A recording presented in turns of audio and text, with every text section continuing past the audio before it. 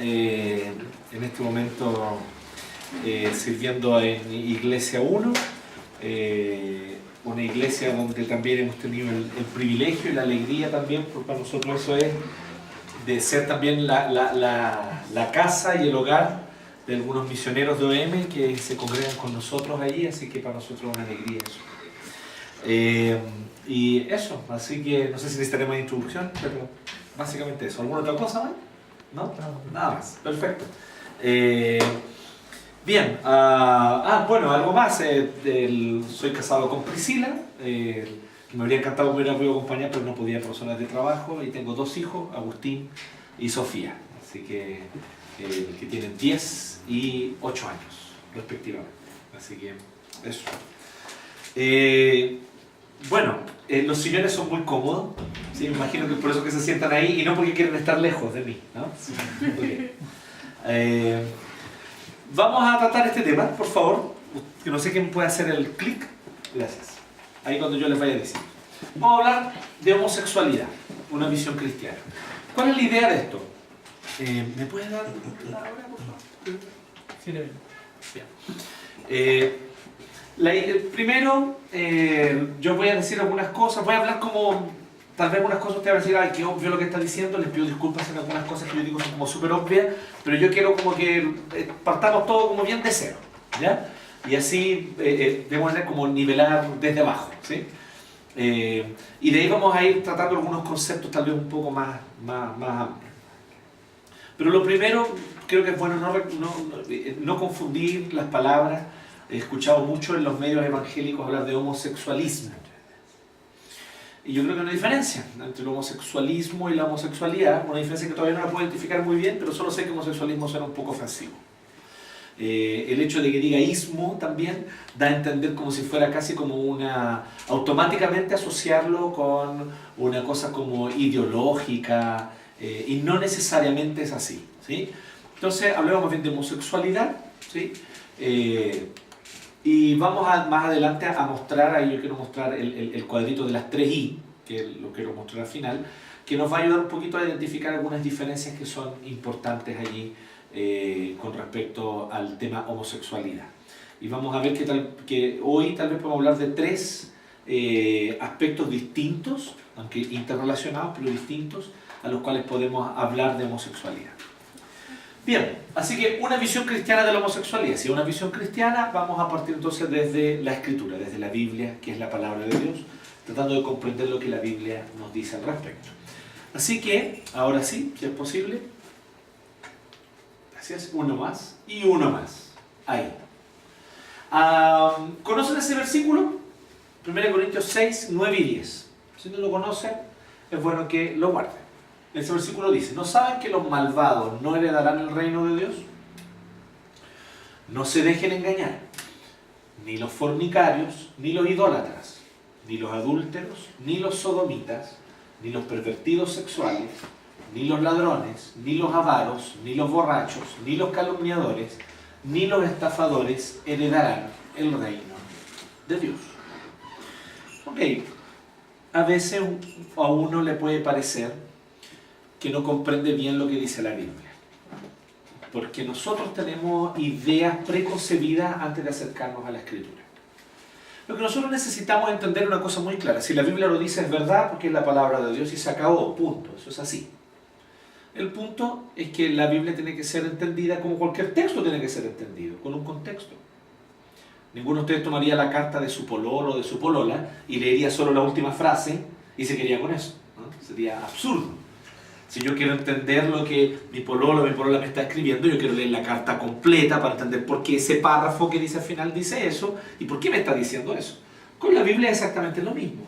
El contexto es fundamental, el contexto en cada libro de la Biblia y el contexto general de la Escritura también. Entonces, este es un primer elemento que es súper importante tener claro aquí. Lo otro, justamente a raíz de contexto, nosotros sabemos que aquí Pablo no está hablando de personas que cometen estos pecados, él está hablando de personas que tienen estos pecados como estilos de vida. ¿Ya?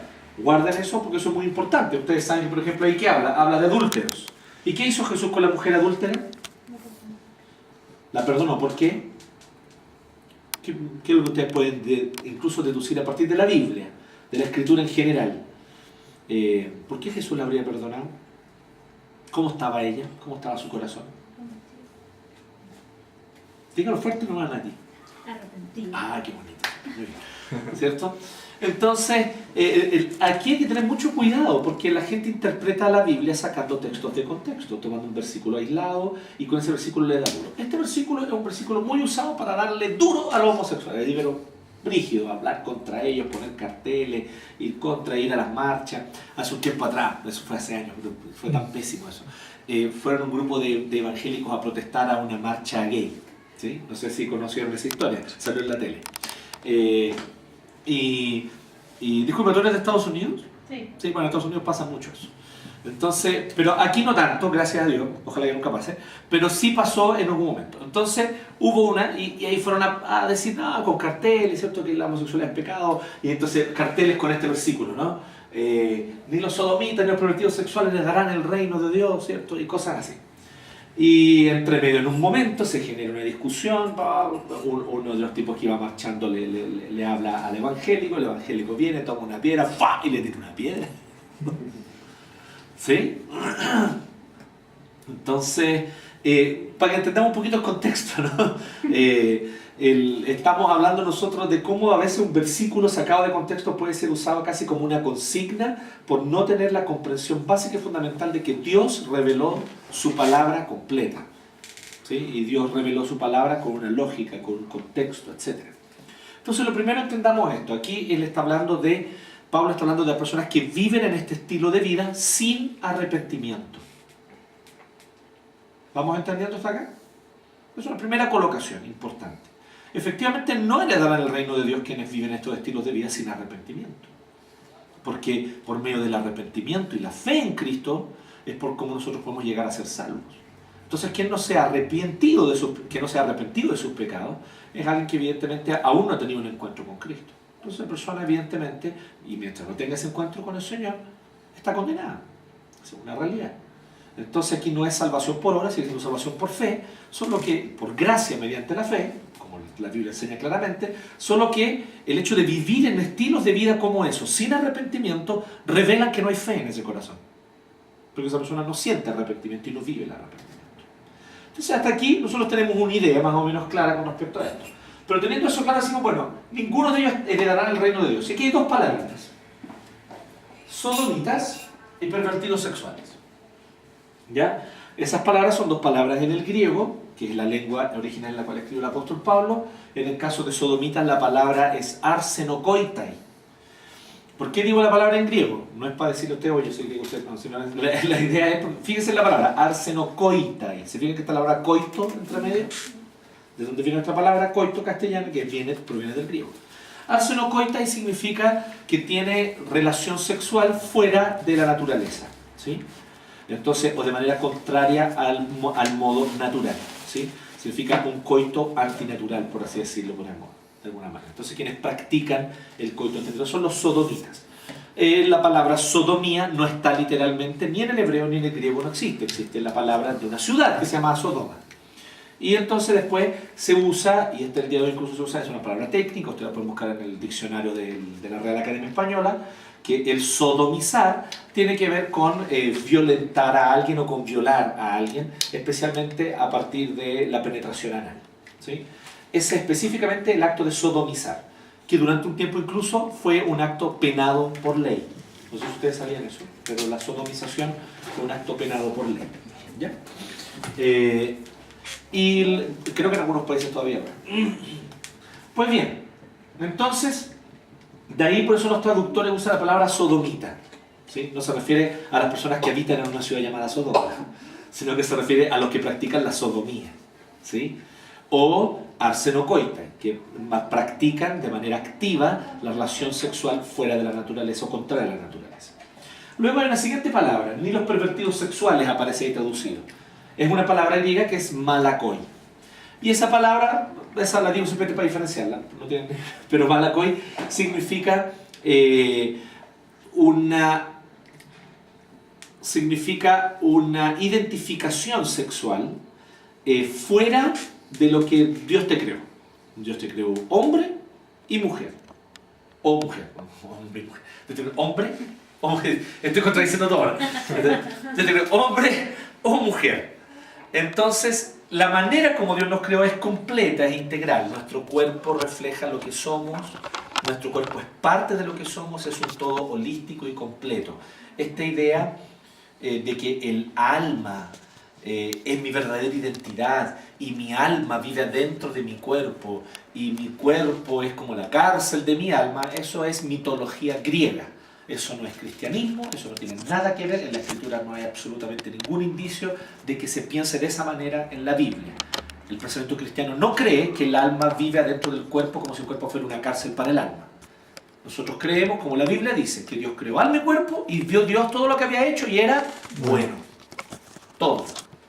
No que el cuerpo sea malo y el alma es buena o que el alma está presa en nuestro cuerpo, eso no tiene ningún asidero bíblico. Es pura mitología pagana griega que lamentablemente, por ahí por la Edad Media, contaminó la teología cristiana. Y esa teología cristiana medieval, contaminada con la visión griega, la hemos heredado hasta el día de hoy y muchas veces, muchas de nuestras iglesias, lamentablemente, la gente considera como que el cuerpo es malo, o como que el cuerpo me hace pecar, o como que incluso la práctica de algunos monjes de como flagelarse el cuerpo para pecar menos, no sé si han oído hablar de eso, era muy común en la Edad Media, entonces ellos se castigaban el cuerpo para pecar menos, eso era absurdo, no tiene, eso es totalmente mezcla de paganismo griego, eso no es bíblico, ¿ya? Entonces, ¿cuál es la idea de Malakoi? Malakoi tiene que ver con el hecho de que yo, por lo tanto, busco una identidad sexual fuera de lo que yo realmente soy, de quien Dios me creó. ¿Sí? Tiene que ver con perversión, justamente. Tratando de entender estas dos palabras en el contexto, nosotros podemos hablar de una homosexual. Ambas refieren a la homosexualidad, ambas. ¿Sí? En el caso del apóstol Pablo, según el contexto, según como el apóstol Pablo está hablando y según el contexto que se usaban estas palabras en el griego del apóstol Pablo, ambas se refieren a homosexualidad. Sin embargo, una de ellas a una homosexualidad más bien activa. Cuando digo activa, activa sexualmente. No me refiero a cómo se usan hoy día los términos de activo, pasivo, como dos roles en la relación sexual. No me refiero a eso, me refiero a un homosexual activo, sexualmente activo, que tiene relaciones. Mientras que el Malakoi apuntaría a alguien que vive una homosexualidad que no necesariamente es activo sexualmente. Es curioso entender eso, pero es bueno tomar nota sobre eso. Porque aquí hay una diferenciación. Pero una diferenciación que finalmente a la larga no hace diferencia en cuanto a lo que es pecaminoso. Porque yo he escuchado a algunas personas, incluso cristianos, decir así: bueno, si la persona no está teniendo relación sexual con nadie, entonces no está pecando. Bíblicamente, según la palabra Malakoi, no es así. Alguien que no está teniendo relaciones sexuales o que se mantiene célibe o lo que sea, sin duda alguna, no está pecando en esa área tal vez. Pero si esa persona se siente abiertamente y busca identificarse en base a su homosexualidad, entonces esa persona, aunque no esté sexualmente activo, sí es alguien que está cometiendo el pecado de Malakoi, de identificarse sexualmente de una manera contraria a la naturaleza de cómo Dios lo creó. ¿Se va entendiendo hasta acá? ¿Sí? Entonces, voy a dar un caso, por ejemplo, de existe una mujer que ella fue lesbiana mucho tiempo, profesora de estudios de género, doctora en estudios de género en la Universidad de Syracuse, en Nueva York, y ella se llama, tratando de acordarme del nombre, me acuerdo de los apellidos, porque los apellidos son súper Champagne Butterfield. Entonces es muy fácil conocer los apellidos, Champagne Butterfield. Pero el nombre de ella es... no me acuerdo, bueno. Pero ella escribió un libro. El libro, lamentablemente, solo existe en inglés todavía. Y este libro... Rosaria Champagne Butterfield. Así se llama, Rosaria. Y ella escribió un libro contando su testimonio de cómo ella conoció al Señor Jesucristo. Sí, adelante. De cómo ella se convirtió y cómo, por lo tanto, ella empezó a vivir toda una transformación a partir de esa experiencia que ella tuvo. Y el otro día yo estaba leyendo una entrevista a ella, y en esta entrevista ella justamente hacía colocación sobre eso. Ella decía así: imaginemos que nosotros estamos hablando de dos mujeres que son pareja, una pareja lesbiana, Ellas viven juntas, están prácticamente casadas, viven juntas, y tal vez por distintos motivos que tienen que ver con la menopausia, por ejemplo, decía ella, ambas no tienen relación sexual o hace muchos meses que no tienen ninguna relación sexual. Pero son pareja, viven juntas, están... Ella dice, eso es homosexualidad igual. No por el hecho de que no esté habiendo una actividad sexual, no hay homosexualidad. ¿Se entiende la idea? Y a eso apunta, y esto es bíblico. La palabra malakoi tiene que ver con eso. Ya vamos a explicar un poquito más qué es lo que tiene que ver eso. Bien, entonces, versículos 9 y 10, condenación. Hasta aquí es un versículo de condenación, ¿cierto? ¿Sí o no? A ver si lo leemos todos juntos, ya que lo estamos todos juntos de nuevo. ¿Qué dice? Los dos versículos. 1, 2, 3. ¿No saben que los malvados no heredarán el reino de Dios? No se dejen engañar. Ni los fornicarios, ni los idólatras, ni los adúlteros, ni los sodomitas, ni los pervertidos sexuales, ni los ladrones, ni los avaros, ni los borrachos, vamos, leamos, ni los calumniadores, ni los estafadores heredarán el reino de Dios. ¿Bien? ¿Está claro? Pero de nuevo contexto. ¿Cuál es el versículo siguiente? Por favor, ahí, si me ayudan. Y eso eran algunos de ustedes. Aquí le está hablando una iglesia. Pero ya han sido lavados, ya han sido santificados, ya han sido justificados en el nombre del Señor Jesucristo por el Espíritu de nuestro Dios. ¿Qué es lo que está diciendo ese versículo? Que la iglesia de Corinto, iglesia plantada por el apóstol Pablo, iglesia discipulada por el apóstol Pablo, tenía ex homosexuales. Eran parte de la iglesia, eran parte de la comunidad, eran parte de la comunión y eran creyentes activos que ya habían sido lavados, santificados y justificados porque habían creído en el Señor Jesucristo, amaban al Señor Jesús y habían sido transformados por Él. ¿Por qué de repente en la iglesia cristiana se tornó un tema tan tabú? El tema específicamente de aquellos que cometen pecados de homosexualidad. Si todo otro tipo de pecadores son bienvenidos a arrepentirse y ser parte de la comunidad, ¿por qué específicamente ese pecado? Que no es a la luz de la Biblia más grave que otro. Porque miren la lista, ¿no? Están junto también ladrones. En nuestra iglesia hay ex ladrones. ¿Sí? Avaros. En nuestra iglesia hay hermanos que incluso cometen avaricia en este momento. ¿Sí o no? Ni los borrachos, hay ni hablar. ¿Sí? Ni los calumniadores. Calumniadores. ¿Sí? Andar hablando mal de otro, andar pelando. Bíblicamente el pelambre y la homosexualidad son igual de graves. Quienes viven en esos pecados con ese estilo de vida y sin arrepentimiento están dando con eso muestras de que no son salvos y por lo tanto no heredarán el reino de Dios. ¿Se habían puesto a pensar en esto? Entonces, ¿por qué de repente nosotros hicimos esa separación tan radical con respecto, en primer lugar, a los pecados sexuales? ¿Por qué de repente esa separación tan radical específicamente con los pecados, como que los pecados sexuales son más graves? Luego de eso, tal vez la iglesia progresó un poquito, podríamos decir. Ni siquiera progresó, porque se trata de progresar, se trata de tal vez de ser más bíblico. La iglesia tal vez pensó y dijo, bueno, pero si aquellas personas, por ejemplo, había un tiempo donde los divorciados eran altamente estigmatizados en la iglesia. Si alguien estaba divorciado, no podía cantar en el coro, no puede. Hasta el día de hoy en alguna iglesia así. Entonces, no puede pararse adelante, no puede orar en público, porque es divorciado. A lo mejor se arrepintió, todo eso, pero no puede. ¿No se entiende? Pero tal vez la iglesia cambió un poquito eso, pero sin embargo el tema de la homosexualidad es específicamente un tema altamente rechazado. Incluso yo he escuchado a cristianos y a creyentes pensar y decir así, es que un homosexual nunca cambia, y como nunca cambia, por lo tanto, nosotros no lo podemos recibir en la comunión de la iglesia. Conceptos todos totalmente antibíblicos. Para el apóstol Pablo, así como para los demás apóstoles, era lo más normal del mundo que homosexuales se convirtieran y que se fueran parte de la comunidad. Este versículo lo demuestra claramente. Para el apóstol Pablo fue lo más normal del mundo que hubiera, por ejemplo, pensemos en el caso de Corinto, esta ciudad específica, a la iglesia que le está escribiendo, como una iglesia portuaria, greco-romana, de alta afluencia de público, de comercio y también con muchísimos santuarios a dioses paganos. Había una práctica muy común, era la práctica de la prostitución cultural. Significa que había personas contratadas por los santuarios a estos dioses para ser parte de los rituales que habían orgías.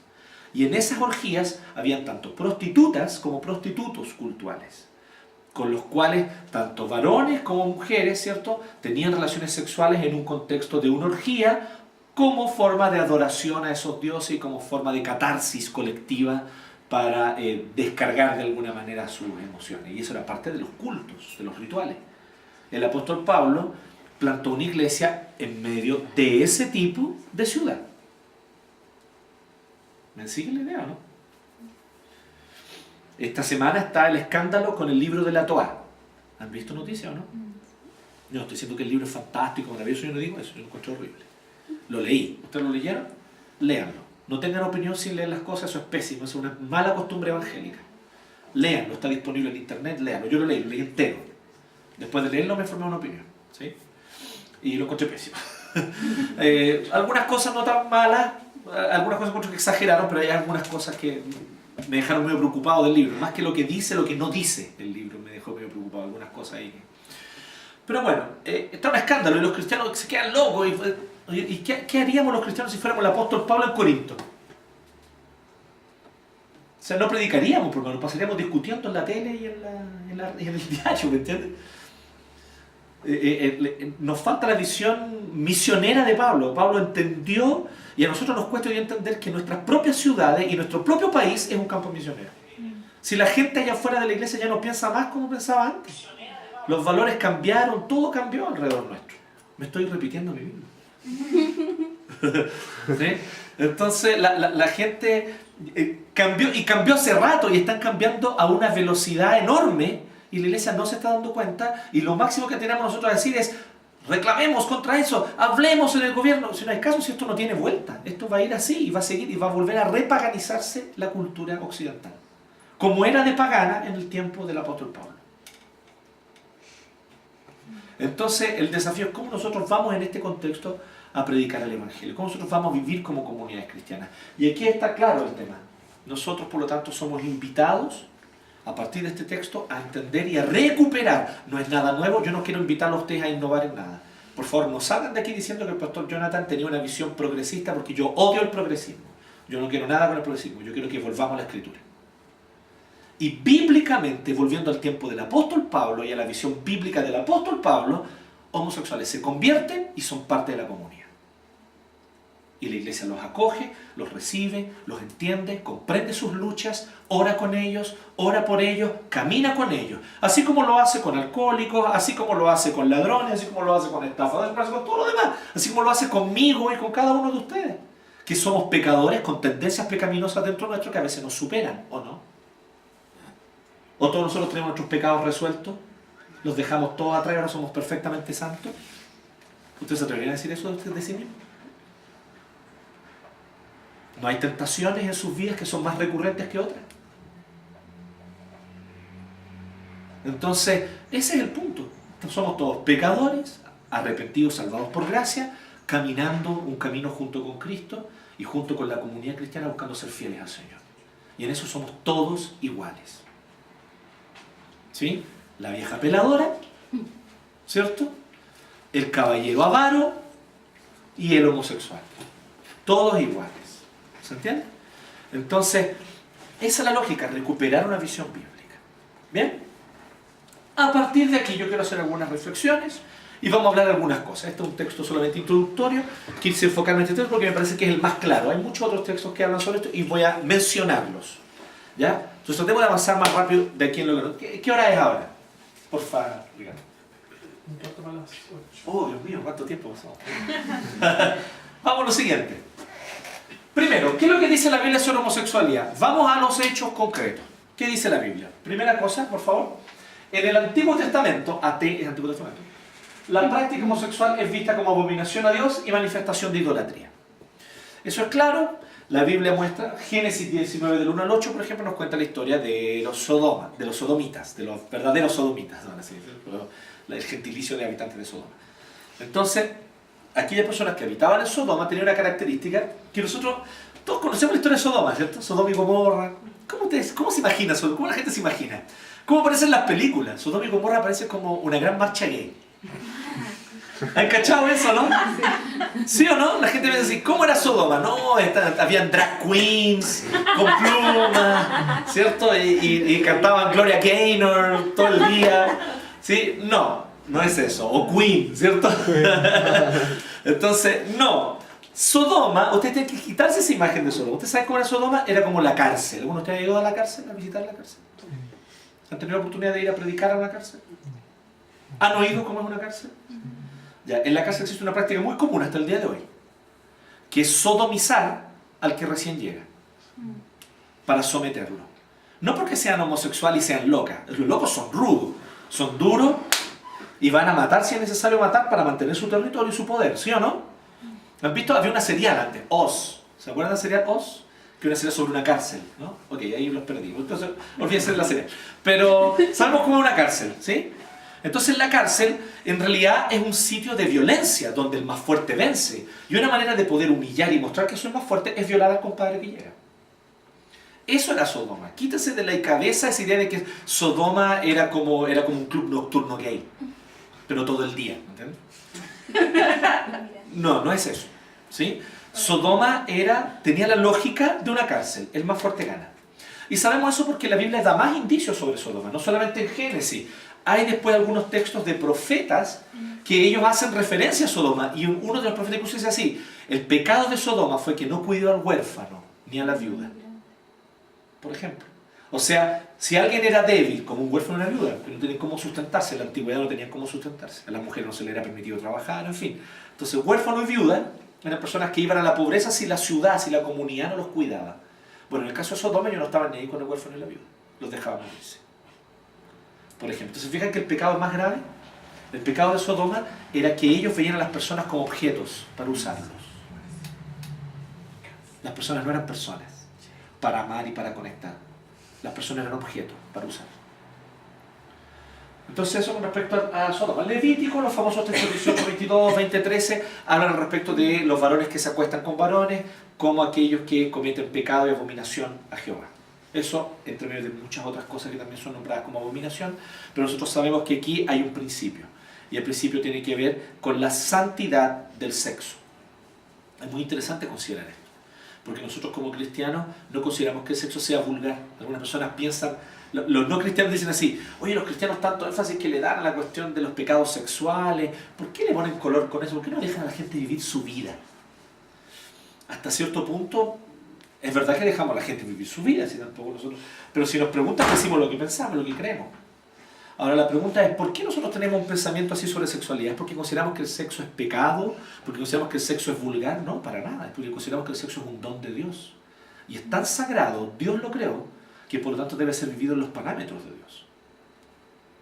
Nosotros tenemos en alta estima el sexo. Los cristianos nos gusta el sexo, lo amamos, y los que estamos casados lo disfrutamos por la gracia del Señor. ¿Sí? ¿Alguien más está casado aquí además de mí? Soy el único casado en este lugar. Entonces lo estoy haciendo sufrir. Dejémoslo hasta ahí nomás. Pero cuando ustedes se casen, verán que es un gozo poder disfrutar del sexo y dar gracias a Dios. ¿Sí? Entonces, falta poco, Felipe. Falta poco, compadre. Bien. Entonces, ese es el punto. Entonces, no es que nosotros digamos, ay, el sexo es malo, lo rechazamos. No. Los cristianos decimos, el sexo es bueno, es tan precioso, que lo queremos conservar, que queremos que sea vivido como Dios lo diseñó. Vamos a lo siguiente, por favor. En el Nuevo Testamento, los textos que nombran la homosexualidad, está 1 Corintios 6, 9 al 11, que ya lo vimos, está 1 Timoteo 1, del 8 al 11, también ahí hay un listado, y ahí habla sobre también la homosexualidad. Y está Romanos 1, 26 al 27, donde habla acerca de cómo los hombres se encendieron en sus pasiones y en su lascivia unos con otros, y del mismo modo las mujeres. Entonces también habla del lesbianismo, explícitamente en Romanos 1. Todos estos textos afirman dos cosas claramente. La primera de ellas, o sea, veamos el contexto de la Biblia.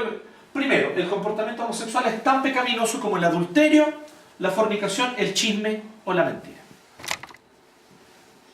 No es un pecado peor, ni más grave, ni que Dios lo mire peor, ni que Dios dice, no, para eso Jesús tuvo que derramar 3 gotas de sangre, no una, porque es más grave. No, no es así.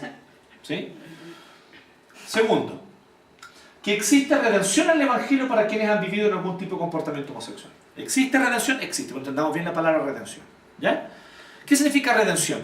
Ah, era homosexual y ahora ya no siente más atracción por hombres, solo por mujeres, ¿no? Eso no es necesariamente redención. ¿Ya? Tal vez ustedes conocen personas que, por ejemplo, fueron redimidas por el poder del Señor voy a dar un ejemplo extremo. No es exactamente igual y no son comparables con la homosexualidad, ¿ya? Pero quiero dar el ejemplo simplemente como para que lo entendamos en nuestra cabeza. Aquellas personas que han vivido algún flagelo de algún tipo de adicción, por ejemplo el alcoholismo, pero se han convertido al Señor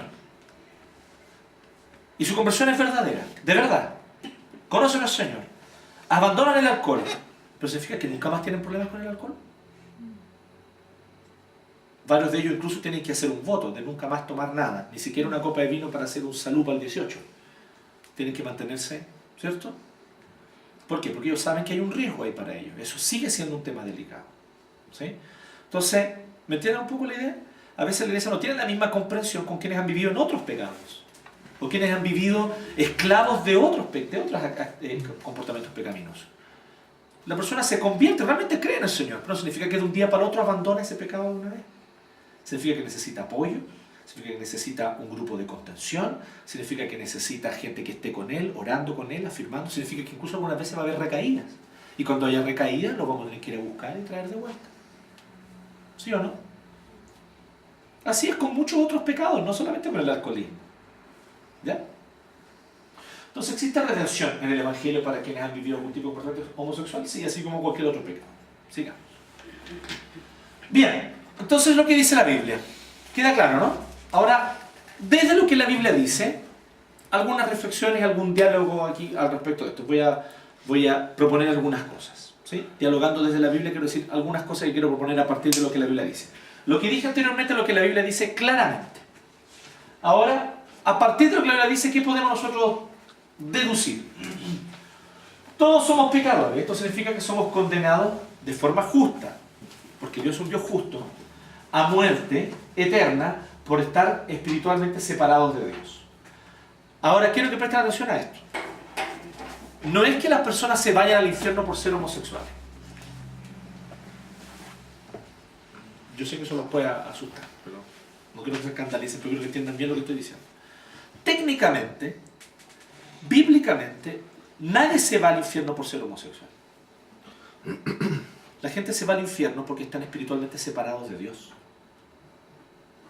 ¿Sí o no? Esa es la verdadera causa por la que la gente es condenada, porque están espiritualmente separados de Dios.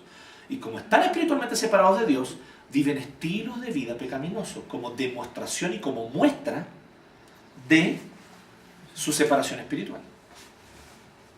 Porque si la gente se fuera al infierno por ser homosexual, entonces los heterosexuales irían todos al cielo. ¿Sí o no? Esa no es la causa. La causa es porque están espiritualmente separados de Dios.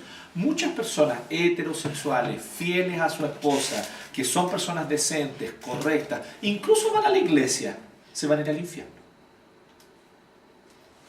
Porque vivieron toda su vida espiritualmente separados de Dios. Nunca conocieron a Cristo personalmente y nunca tuvieron una relación con Él. Ustedes saben eso. Entonces, no nos engañemos. Aquí no se trata de ser correctos y decentes moralmente. Eso no te va a salvar. Lo que te salva es creer en Cristo. Confiar en Él como suficiente y único Salvador y Señor. Entonces, pensemos en la implicación de esto. Entonces, nadie se va al infierno por ser homosexual, ni por ser adulto, ni por ser promiscuo, sino por nuestra separación espiritual de Dios. Somos salvados, o somos salvos gratuitamente, por creer que Cristo pagó la deuda de nuestro pecado y sufrió condenación en nuestro lugar. La salvación es, por lo tanto, un regalo de Dios para todos los pecadores que han creído. Aquí yo quiero decir algo súper importante. Yo no digo que la homosexualidad es un pecado igual que otros. Los pecados no son iguales. Lo que yo quiero decir es que te condena igualmente a los ojos de Dios como otro. ¿Se entiende la diferencia? Hay pecados que esclavizan el cuerpo. Hay otros pecados que se quedan solo en la mente. ¿Me siguen la idea? Sí. Hay pecados que traen consecuencias más graves. No es lo mismo asesinar que decirle a alguien eres un estúpido. Pero ¿qué es lo que dice Jesús? Que el que le dice a su hermano que es un estúpido es culpable a los ojos de Dios de homicidio como el que mató. Entonces el punto es, ¿a qué me refiero cuando la homosexualidad, así como otros pecados? Me refiero a que te condenan igualmente a los ojos de Dios. A eso me refiero.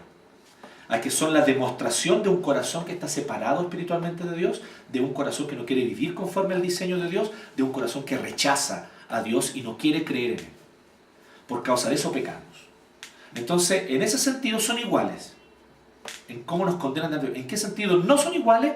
En que cada pecado efectivamente, hay pecados que son más graves que otros, porque traen consecuencias más graves, porque esclavizan el cuerpo, mientras que otros no. Y la Biblia dice eso. El apóstol Pablo dice en un momento, cuídense de la fornicación, porque cualquier otro pecado que uno comete está fuera del cuerpo, pero el que fornica contra su propio cuerpo peca. O sea, corre el riesgo de esclavizar el cuerpo a conductas y a hábitos que después es muy difícil librarse de ellos. ¿Sí? Entonces quiero dejar claro eso, para que se entienda aquí como un paréntesis, ¿ya? Bien, sigamos, lo siguiente. A causa de nuestro pecado, vamos a hacer una diferencia, ¿les parece? Pecado en singular y pecados en plural. El pecado en singular es lo que nos condena. ¿Y cuál es el pecado en singular? Es el querer vivir una vida separados de Dios. Ese es el pecado. ¿Qué son los pecados en plural? Los pecados en plural son todas aquellas cosas que nosotros vivimos, estilos de vida en los que nosotros tratamos de vivir, que son contrarios al diseño de Dios y a lo que la palabra de Dios nos muestra que es su diseño para nuestra vida. Entonces, porque estoy espiritualmente separado de Dios, el pecado, digo mentiras. Esos son pecados. Porque estoy espiritualmente separado de Dios, soy promiscuo. La promiscuidad está en la categoría de los pecados en plural. Pero el pecado en singular, que me condena y que me separa de Dios, es el pecado de estar separado espiritualmente del Señor. ¿Sí? Entonces, a causa de nuestro pecado, cometemos pecados puntuales, que son quiebres del diseño de Dios y que van contra lo que Dios estableció para el desarrollo de la humanidad. Entre estos pecados está la conducta homosexual en general. Eso la Biblia lo muestra. Tanto de quien es sexualmente activo, como de quien tal vez no tiene actividad sexual. Pero, por igual. Hay más. La vida en Cristo, el creer en Jesús, desde el momento que nosotros creemos, confiamos en Él y empezamos a seguirlo, implica para todos los creyentes renuncia. ¿Es así o no? ¿Sí o no? Sí. Sacrificio y sufrimiento a fin de obtener un gozo mayor. ¿Cuál es el gozo mayor? Que se forje en nosotros la nueva identidad que tenemos en Cristo. No es que nosotros estemos haciendo esfuerzos para ganar el favor de Dios, sino que es la obra de Dios en nosotros como fruto porque Él ya nos amó, nos aceptó y nos salvó. ¿Qué quiero decir con esto? Todos los creyentes somos llamados a vivir una vida de renuncia, en mayor o menor medida. Pero todos nosotros somos llamados a vivir una vida de renuncia. A todos nosotros el Señor nos va a desafiar a que abandonemos, a que dejemos, a que renunciemos a cosas incluso que amamos y que amamos profundamente y que nos dan identidad incluso algunas de esas cosas. Y el Señor nos va a desafiar a que las abandonemos para ser fieles a Él, para obedecer su llamado y para seguir el mandato que Él nos quiera dar. Todos los cristianos que quieran vivir fielmente van a vivir así. ¿Ustedes saben qué cristianos no viven así? Los cristianos cómodos, los que no salen de su zona de comodidad. Los que se quedan donde siempre, donde mismo, que no se comprometen con el llamado que el Señor tiene para la iglesia. Entonces, aquí estamos nosotros en un ambiente donde creo que todos ustedes van a entender bien lo que estamos hablando. Son voluntarios de OM, no sé si todos o la mayoría, y entienden lo que implica, por ejemplo, el llamado misionero. El llamado misionero no es posible obedecer el llamado misionero sin renuncia. Yo tengo que renunciar para obedecer. Y el llamado misionero es para quiénes, solo para los misioneros, es para toda la iglesia. Para toda la iglesia. ¿Saben por qué estoy diciendo esto? Estoy diciendo esto por dos razones. La primera de ellas es porque efectivamente el homosexual que se convierte muchas veces siente que la iglesia espera de él más renuncia que de los otros. Y eso no es correcto y no es justo que lo hagamos sentir así. Al homosexual que se arrepiente, se convierte y cree en Cristo, debemos mostrarle que nosotros también estamos viviendo un camino de renuncia. Es verdad que él está renunciando tal vez a algo que no es fácil de renunciar, porque el homosexual que se convierte y que cree en Cristo, algo importante va a ocurrir con él en su vida. Él va a querer obedecer la palabra del Señor. Y si él no siente atracción por una mujer, supongamos que es un hombre, o si es una mujer no siente atracción por un hombre, ¿cierto? Pero si es un hombre no siente atracción por una mujer, entonces este hermano, la alternativa bíblica que le queda es guardarse célibe. Y esa es una renuncia que no es fácil. No es sencilla. Es súper difícil. ¿Será que nosotros tenemos comprensión con este hermano? ¿Será que nosotros tenemos la comprensión para entender sus luchas? ¿Será que nosotros tenemos la comprensión para entender las batallas personales que esa persona libra? Necesitamos tener esa comprensión. ¿Sí? Adelante, adelante. Adelante, ahora es su momento. Ok, después no puede entrar. Entonces, ¿se queda claro esto, sí? Más o menos. Vamos a lo siguiente. Por favor. Todos llegamos a Cristo en situación de quiebre espiritual y moral. En todos los aspectos. Todos nosotros llegamos a Cristo quebrados. No siendo las personas completas que deberíamos ser. Y eso implica también en nuestra sexualidad. Aquí algo súper interesante. Nadie vive la sexualidad conforme al diseño de Dios de manera perfecta. Nadie. Entonces, ¿cómo que no el heterosexual? No, porque muchas veces el heterosexual también tiene temas con la sexualidad. Por ejemplo, voy a dar un ejemplo de algo común. Muchas mujeres que estando incluso casadas no son capaces de disfrutar del sexo con su esposo. Porque hay quiebres en su corazón. Experiencias tal vez traumáticas. Muchas veces eso está asociado con abusos en la infancia que la persona ni se acuerda. Otras veces sí se acuerda. Pero fíjese lo terrible que es más encima una situación de abuso que yo no me acuerdo que viví, pero que me afecta mi sexualidad hasta el día de hoy. Todos traemos una vida sexualmente quebrada en algún aspecto. Entonces no pensemos simplemente en el homosexual o la lesbiana que se convierten a Cristo y decir, ah, pobrecitos ellos, qué difícil debe ser vivir su sexualidad conforme al diseño de Dios para ellos. No, para todos nosotros es difícil. Por otro lado, yo no conozco y no he conocido jamás un solo varón, ni un solo varón, incluso los más espirituales, de oración, que claman al Señor y que son fieles a su esposa y son fieles, pero que no tengan lucha con el pensamiento adúltero.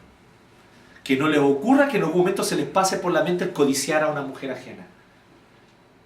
Y de ahí para... Y eso es quiebra de la sexualidad también, es un quiebre del diseño sexual. ¿Sí?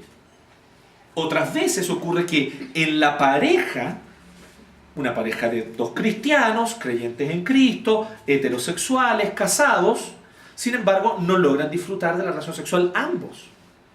No logran complementarse sexualmente porque no están dispuestos a hacer las renuncias que tienen que hacer. Eso también es una situación de quiebre sexual. Entonces, se fija, y podríamos así multiplicar por 1000 y nos vamos a dar cuenta que no hay ni una sola persona que tenga una sexualidad 100% como Dios la diseñó. Entonces, eso ya debiera nosotros hacer. ¿Y por qué digo esto? Para que solidaricemos, para que entendamos que estamos en la misma. ¿Me entienden? No es que, oye, la hermana, ¿cierto? Que era lesbiana y que se convirtió a Cristo, qué difícil debe ser para ella, pobrecita. No, si estamos todos en el mismo saco, ¿me entienden? Entonces, todos llegamos a Cristo en situación de quiebra espiritual, moral y en nuestra sexualidad. Y el proceso de restauración en ciertas áreas puede tomar toda la vida, toda la vida. Solo en la nueva creación, o sea, cuando Cristo vuelva, bueno, puede sentarse o allá, donde quiera. Solo en la nueva creación seremos los seres humanos 100% plenos que Dios proyectó que fuera. O sea, solo cuando Cristo vuelva y cuando Él instaura una nueva creación, ahí nosotros vamos a ser 100% plenos como Dios diseñó que teníamos que ser. Hasta ese momento, en mayor o menor medida, vamos a estar luchando en una, o en dos, o en tres, o en 10 áreas. ¿Sí? Entonces, esto es muy importante también para que vayamos dialogando. Finalmente, las causas para vivir un quiebre profundo en la identidad sexual pueden ser muchas. Hay muchas causas. En el caso de Mateo 19:12, el Señor Jesús habla sobre los eunucos. El eunuco tiene una característica, que es aquel que no tiene relación sexual o que está castrado, ¿sí? Entonces dice que algunos, sin embargo, eunuco es una forma en general de referirse a las personas que no tienen relación sexual. Y Jesús ahí habla sobre los eunucos, y él dice que algunos se hicieron eunucos, a otros los hicieron eunucos, y otros nacieron así. ¿Sí? Es interesante que de alguna manera, ahí está hablando específicamente de otra cosa, no de la homosexualidad, pero de alguna manera es interesante pensar en esto. Las causas para vivir un quiebre profundo en la identidad sexual pueden ser muchas, pero el llamado a ser fieles a la palabra de Dios no cambia. ¿Qué es lo que yo quiero decir con esto? Aquí yo quiero entrar en algo que es muy importante. ¿Cuál es la causa de que alguien sienta deseo sexual homosexual o lésbico? Hoy, hasta el día de hoy, no, y se lo tengo que decir así claramente, fehacientemente, no se ha comprobado la causa, porque no hay una sola, son varias. Y dentro de esas varias, en algunos casos aplican muy bien algunas de estas causas para ciertos casos, para otros casos esas mismas causas no van a aplicar, son causas muy distintas, en fin. Entonces, yo quiero hablar algunas de las posibles causas. La primera de ellas, causas genéticas, que nacen con la tendencia a sentir atracción por el mismo sexo. Algunos dicen que esto podría estar asociado a, bueno, las investigaciones primeras apuntaban hacia allá, que esto podría estar asociado al hecho de, por ejemplo, en el caso de varones, tener una producción mayor de estrógeno de la que deberían tener, ¿sí? O en el caso de mujeres, una producción mayor, o la tendencia genética a producir más testosterona, de lo que, en fin. Pero hoy día se entiende de que las causas genéticas podrían ir por otro lado. La verdad es lo siguiente, no se ha comprobado que haya causas genéticas para la homosexualidad. En este momento la disputa está de esta manera. Cuando una organización pro derechos de los gays, por ejemplo, financia estas investigaciones, las investigaciones arrojan como resultado que sí hay causas genéticas. Entonces viene otra organización, supongamos una universidad cristiana del sur de Estados Unidos, ¿sí? No sé si tú eres del sur de Estados Unidos, pero supongamos que fuera. Entonces, una universidad cristiana de Texas, ¿sí? Entonces, llegan y dicen así, oye, vamos nosotros a financiar una investigación sobre esto, y el resultado que arroja es que no hay causa genética. Entonces, ¿sabes cuál es la sospecha que uno le da? Que parece que depende de quién financia la investigación el resultado que sale. Entonces, pero uno dice, ¿hay ciencia realmente en esto? Parece que la ciencia no apunta a algo realmente objetivo en esto. En este momento hay tantas investigaciones que sí como que no. Pero aquí es donde muchos cristianos empiezan a poner el grito en el cielo. Dicen, no puede haber causas genéticas. Porque decir que hay causas genéticas significa decir que Dios los hizo así. ¿Han escuchado ese argumento? No. Ese argumento es pésimo.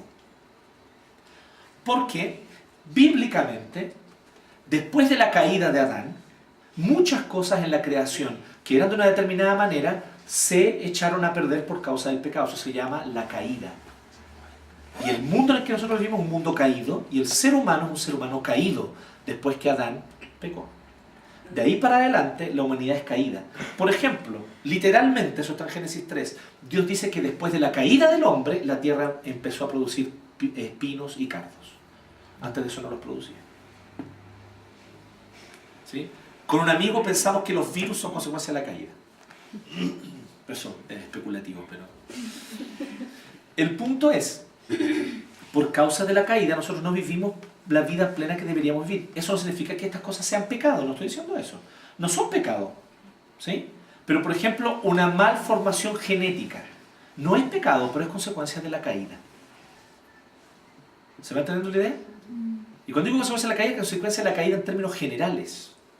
No así como algunos pensaban en la antigüedad, los papás de fulano pecaron, por eso él nació con esa malformación. Es una estupidez. No estamos diciendo eso. Lo que estamos diciendo es que por causa de la caída existen, de hecho, malformaciones genéticas. Por ejemplo, estoy hablando aquí de algo.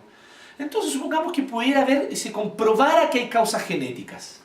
Si se comprueba que hay causas genéticas, eso no niega en nada la teología bíblica sobre este tema. Finalmente sería consecuencia de la caída igual. Y en segundo lugar, si es que hay causas genéticas, eso no significa que la persona tiene que vivir de acuerdo con eso. Eso también es una estupidez. Imagínense un hombre. Ustedes saben que la hormona masculina, ¿cierto?, por excelencia es la testosterona, ¿cierto? Imagínense un hombre que produce demasiada testosterona. ¿Eso justificaría que él fuera un violador? ¿Sí o no? Claro que no. Ah, no, es que yo produzco mucha testosterona, señor juez, por eso violé a la señorita. No lo pudo resistir. Ah, entonces está absuelto. Ni un juez va a hacer eso. ¿Por qué? Porque por mucha tendencia genética que tú puedas tener, la decisión de finalmente cometer el acto es una decisión tuya, libre, personal. Tal vez te va a costar más que a otro tomar la decisión, pero tú siempre puedes tomar la decisión y eres responsable por ella. Les voy a dar otro caso, relacionado con lo que hablamos recién. Se habla hoy de investigaciones que apuntan a causas genéticas, en ciertos casos, no para todos, pero en algunos casos de alcoholismo. De que habrían causas genéticas que hacen que alguien pudiera tender a ser alcohólico. Si esa persona tiene esas causas genéticas, entonces lo más probable es que esa persona no beba. Ni siquiera una copita de vino va a ser el brindis para el año nuevo, ¿no? Se recomienda que esa persona no beba. Pero el hecho de que una persona tenga la tendencia genética no lo hace alcohólico. Porque la decisión de emborracharse es una decisión libre y personal. Los genes no determinan a nadie. Ni uno de ustedes está determinado por sus genes, chicos. Ustedes son libres. Dios los creó así para tomar sus decisiones. ¿Sabían eso, no? Los genes no nos determinan. Entonces, no necesitamos para qué quedarnos con la idea de, que causa genética. Bueno, si es que hubiera causa genética, sí, eso no probaría nada. Pero vuelvo a decir, hasta ahora no se ha comprobado que hay causa genética. Siguiente. Causas psicosociales. Avanza al siguiente, por favor, para no confundirnos. Okay. Entonces, las causas psicosociales tienen que ver con cómo la persona vivió su crianza. Aquí es donde específicamente en el psicoanálisis y en otras escuelas de psicología se tiende a ver esto de una manera bien interesante. Un discípulo de Freud, que se llamaba Carl Jung decía que nosotros teníamos dentro nuestro una especie de arquetipos de lo que debe ser una mujer y de lo que debe ser un hombre. Entonces, si yo soy hombre, yo traigo dentro mío un arquetipo de masculinidad que me lo traspasa y que lo aprendo de mi papá. Y yo traigo un arquetipo de cómo debe ser la mujer con la que yo me quiero relacionar en base a cómo es mi mamá. Esos arquetipos me van a acompañar el resto de mi vida. Y me van a llevar, por lo tanto, por ejemplo, a sentir atracción por determinado tipo de mujeres y no por otros tipos de mujeres.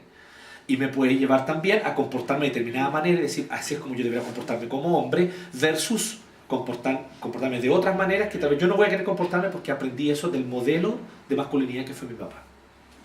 Entonces, de alguna manera, algunos dicen que cuando se producen quiebres profundos, esto genera problemas de identidad sexual.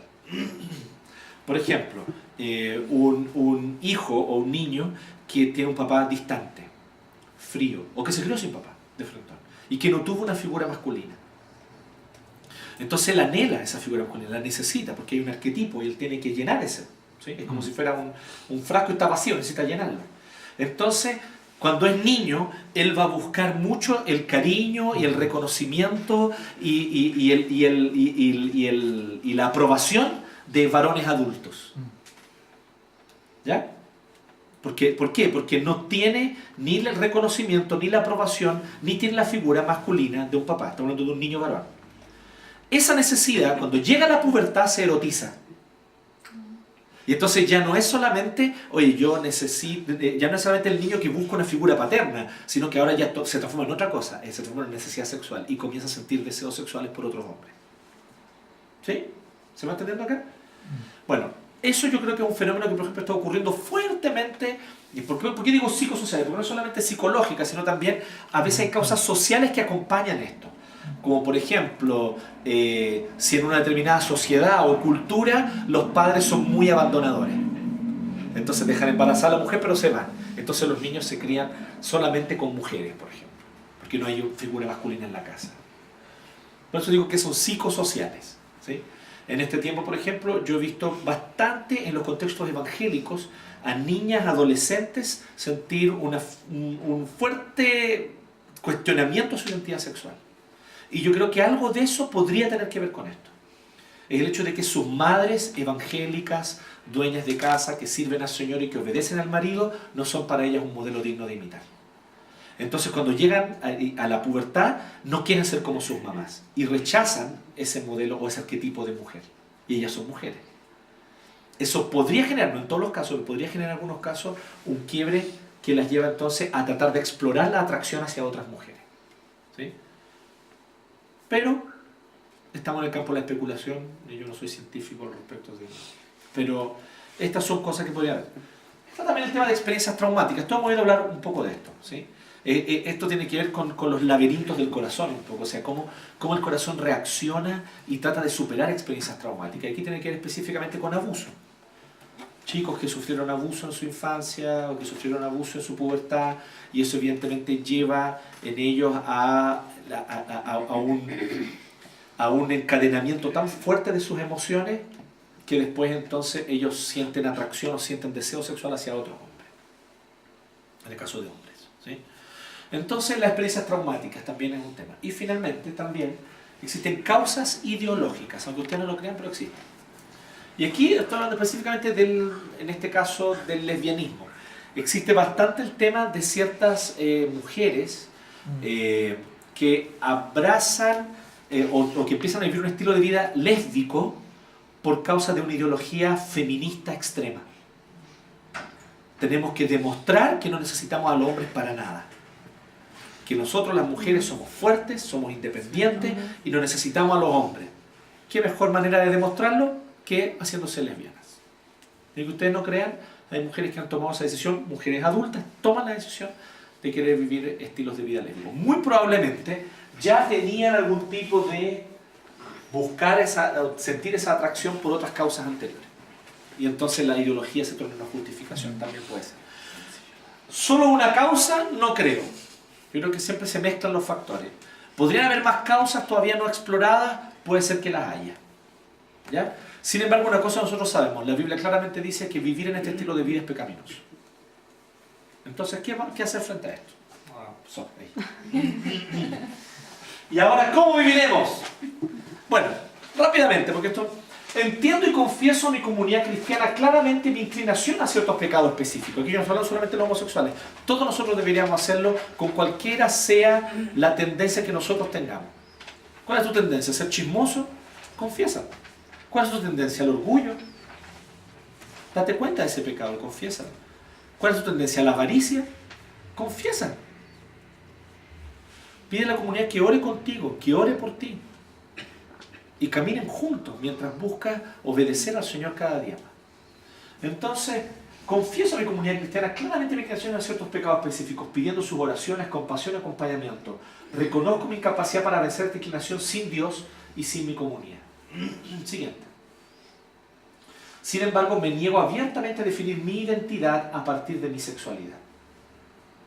Sea cual sea. Quiero ser muy claro.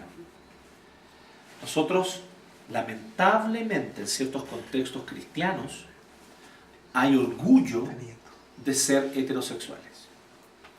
Si ustedes me preguntan a mí, yo encuentro que eso es una soberana estupidez. Porque un cristiano solo se gloria en Cristo y en su cruz. Un cristiano no va a decir así, es que mi gloria es ser hetero. ¿Y a quién le importa eso? Ni a Dios le importa eso. Dios te creó así, es tu obligación ser hetero. El punto no es ese, el punto es sentir realmente, si nos vamos a hablar en algo, en que Jesucristo murió por mí, Él es mi Señor, yo fui adoptado por gracia y tengo un Padre en los cielos que me ama eternamente. Esa es mi identidad es Cristo. ¿Sí? ¿Me siguen la idea? Mi identidad es Cristo. A propósito de la política que estoy usando, ¿no? Mi identidad no es, soy chileno, yo que soy chileno, soy bueno. No, mi identidad es que soy hijo de Dios. Sí, nací en Chile, sí, amo Chile y quiero servir a Chile y quiero mientras esté aquí, mientras el Señor me tenga aquí. Pero yo no soy, mi identidad no está definida como chileno. Por eso que uso la polera de Perú sin problema. ¿No? Porque alguna gente me cuestiona, ¿por qué uso poleras de Perú si yo soy chileno? Bueno, porque un día fui a Perú y porque me gustó. Y la polera estaba buena y me la compré, era bonita. ¿Sí? Y listo, no tengo por qué definir. ¿Ustedes saben lo que significa definir a la identidad? ¿Perciben la diferencia? Una cosa es decir así, a ver, por ejemplo, ¿cuál es tu apellido? Torres. Torres. Muy bien. ¿Cómo es la familia Torres? Simpática. ¿Sí? ¿Amas tú a tu familia? Obvio. ¿Sí? ¿Así tienes primos Torres? Sí. ¿Sí? ¿Te llevas bien con ellos? Sí. ¿Se juntan? ¿Para el 18 se juntaron, hicieron asadito? Perfecto. Entonces, imaginemos que tú estás con la familia Torres y decís, yo soy Torres, porque ser Torres es ser bacán, porque es una condición que ella la trae desde su nacimiento, ¿no? Ella es Torres desde que nació. ¿Sí? ¿Está bien lo que estoy diciendo? Entonces, ¿estoy bien, cierto? Entonces, disculpa tu nombre. Karim. Karim. Entonces, Karim Torres, ella es Torres desde que nació. Entonces uno puede decir, oye, ahí está su identidad. No. Ella ama ser Torres, ella ama a la familia Torres, eso es parte de lo que ella es. Pero su identidad no está fundamentada en eso. Tu identidad como creyente tiene que estar en Cristo.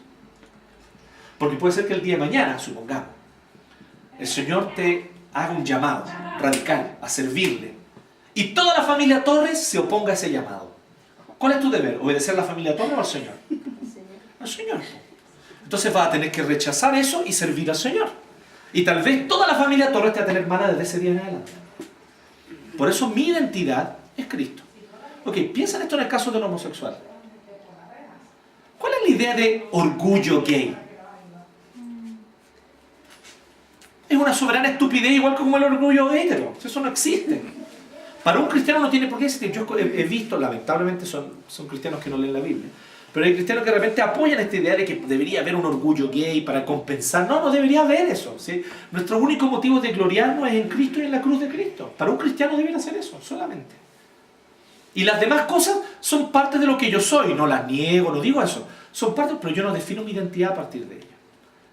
Entonces, cada vez que yo defino mi identidad a partir de una otra cosa, es que soy chileno, es que es mi apellido, es que la familia de la que yo vengo, a nadie le importa un comino eso, a Dios no le importa. Pero a nosotros se nos torna tan importante que empezamos nosotros a decir que nuestra identidad está fundamentada en eso, nosotros estamos cometiendo idolatría. La identidad debe estar basada en Cristo. Entonces, mi identidad está en que Dios me adoptó como su hijo por gracia. ¿Sí? Eso es. Sigamos. ¿Y qué tal si todos abrimos nuestras luchas y quiebres? Dejando las máscaras, caminando juntos en la gracia de Dios, entendiendo que aunque ciertas inclinaciones son más difíciles de vencer que otras, para todos hay redención en el Evangelio. Y ese es el desafío para la comunidad cristiana. Y este es el desafío que yo veo a partir de 1 Corintios 6, 9 a 11. Si todos nosotros abrimos nuestras luchas, abrimos nuestro pasado, abrimos ante los demás nuestra necesidad de buscar a Dios y de depender de Él, muchas cosas van a cambiar. Entonces, perdón, siempre apunto para otro lado. Aquí quiero hablarles de las 3 I. No. Las 3 I. ¿Ok? Grábense esto si quieren lo copian en el cuadernito. Este círculo aquí, están todas las personas, pensé que era una mosca, están todas las personas que sienten atracción por el mismo sexo. ¿Les parece? Imaginemos que ese círculo es la población total de los que sienten atracción por el mismo sexo. A eso le vamos a llamar inclinación. No es una palabra muy bonita hoy en día, se habla mucho de orientación, pero yo prefiero hablar de inclinación porque así queda con I. Y yo creo que sean 3 I. Entonces, inclinación u orientación. ¿Y qué significa esto? Significa que, por ejemplo, hay muchas personas que sienten atracción por el mismo sexo. Un estudio de allá de los años 50, de hecho, habría probado, está en discusión, pero habría probado que son mucho más de los que nosotros pensamos los varones y las mujeres que sienten algún nivel de atracción por el mismo sexo. ¿Sí? Porque, por ejemplo, existe una diferencia entre una vez cada 3 años tener un sueño erótico con alguien del mismo sexo. Tal vez eso podría ser considerado un tipo de atracción por el mismo sexo muy subyacente, que está pero que no afecta tu vida diaria. Versus otros que ya no puede ver, o le cuesta mucho ver a alguien que es bonito y atento con él y siente de inmediato atracción, por ejemplo. Y tal vez ya eso, el otro extremo, seguro. Entonces, entre esos dos extremos hay muchas cosas ahí entre medio. ¿Sí? Hay algunos que afirman haber hecho estudios que probarían eso. Yo no estoy seguro de que sea así, pero démosle la razón, supongamos que fuera así. Entonces hay mucha gente que siente atracción por el mismo sexo a distintos niveles. a distintos niveles.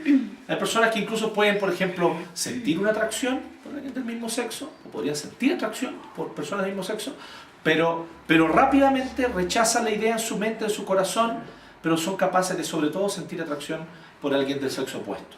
Por eso les digo, estas cosas son muy curiosas, ¿sí? Pero existen. ¿Ya? Entonces está la inclinación. Entonces pongamos ahí a toda la gente que siente inclinación por el mismo sexo, o atracción por el mismo sexo. ¿Bien? Entonces la población. ¿Pero qué ocurre? Ahora sí viene el segundo. Pero luego está la identidad.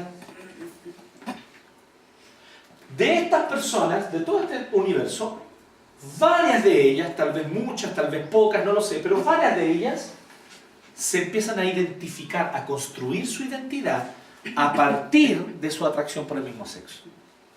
Pues bien, tener la inclinación es consecuencia de vivir en un mundo caído y de ser seres humanos caídos. Y si alguien tiene esa inclinación, independientemente de las causas que sea, la tiene. ¿Y qué se va a hacer con eso? Aprender a ser un creyente y un cristiano fiel y servir al Señor, ¿cierto?, con sus luchas día a día, como cualquier otro. El problema está cuando yo doy el salto y me identifico y digo, ahí está mi identidad. Esta atracción que yo siento por personas de mi mismo sexo define quién soy. Yo soy gay. ¿Se entiende? Esa identificación, a mi modo de ver, es pecaminosa. Porque yo estoy construyendo mi identidad a partir de una inclinación que no es conforme al diseño de Dios.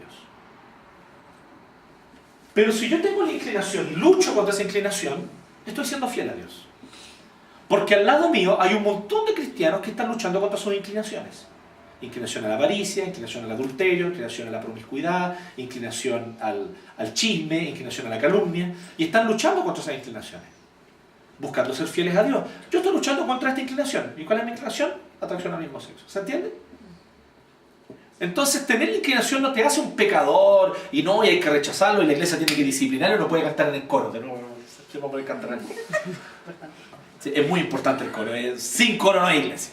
Entonces, no se trata de eso. Esta persona tiene inclinación y puede llegar incluso a ser pastor de la iglesia.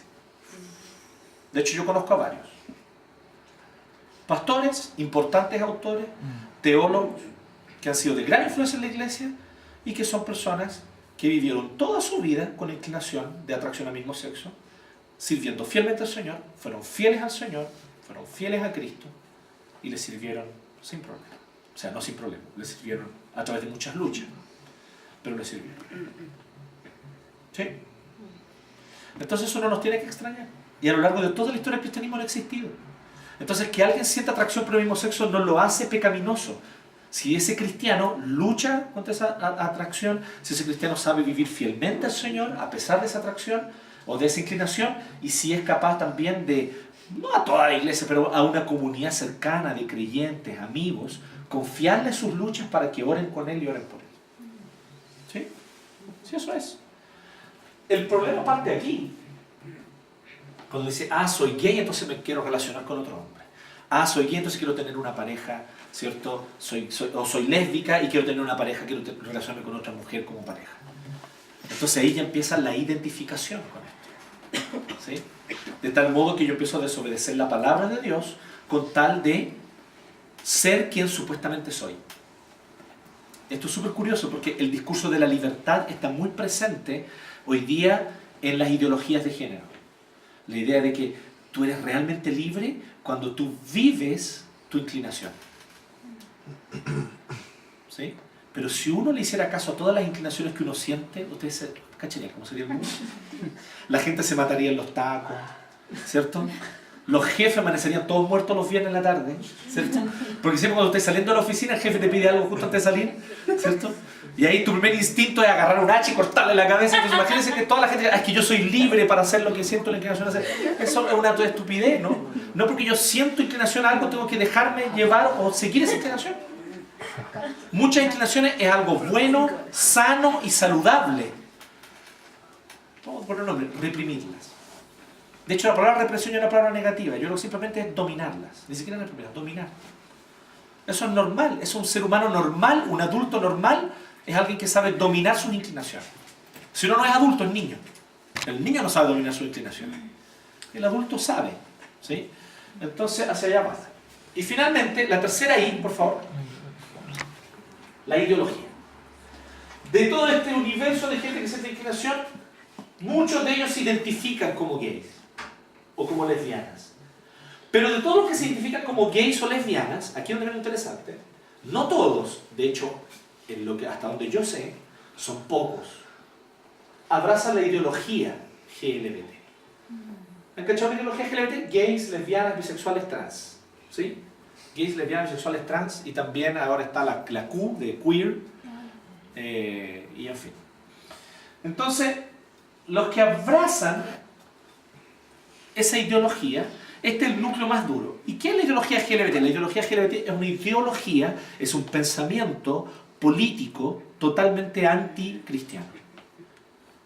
Que lo que quiere es destruir el matrimonio, que lo que quiere es destruir la familia, y quiere efectivamente que deje de existir el concepto y la visión que el cristianismo ha inculcado en Occidente de lo que es matrimonio y de lo que es familia.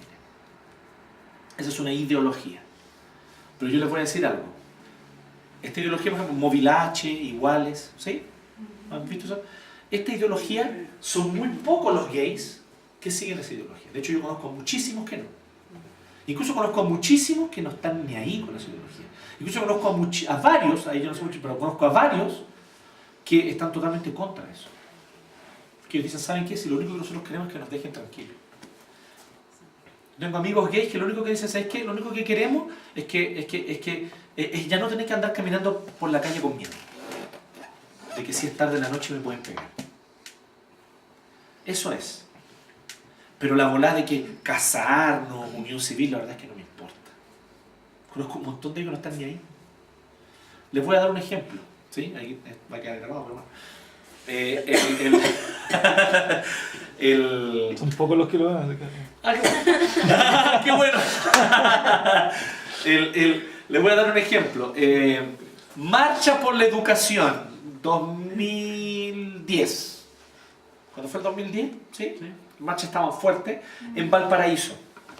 Salen a marchar por la educación y salieron los clásicos y famosos de estos travestis de Valparaíso. Travestis de Valparaíso salieron un montón de ellos y llevaban así un cartel enorme, todos marchando, ¿cierto? Con sus tacos altos y todo, iban marchando.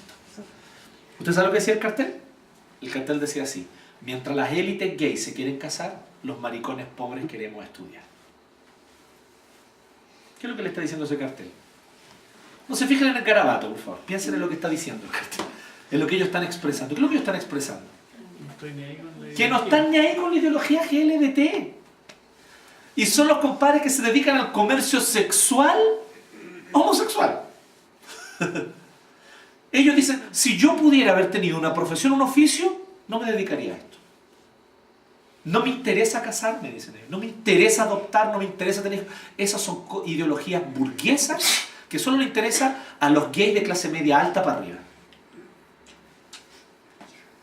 Es brígido. Esa es la crítica que yo he escuchado. Entonces yo conozco a varios gays, conozco, por ejemplo, hay una pareja gay, son gays ellos, conozco una pareja gay, relativamente cercano, y a ellos les hicieron una invitación a una iglesia muy moderna. Era una iglesia inclusiva, que aceptaba, y entonces, los dos, por eso los conozco, los dos vienen de trasfondo evangélico, son hijos de evangélicos, los dos. ¿Ya? Ellos son una pareja gay, y los dos son hijos de evangélicos. Entonces ellos dijeron, vamos a ir a la iglesia. Los invitaron, era una iglesia muy moderna, era una iglesia muy liberal, era una iglesia donde los gays eran bienvenidos. Y ellos llegaron allá y vieron que había drag queens, que había ya la cuestión.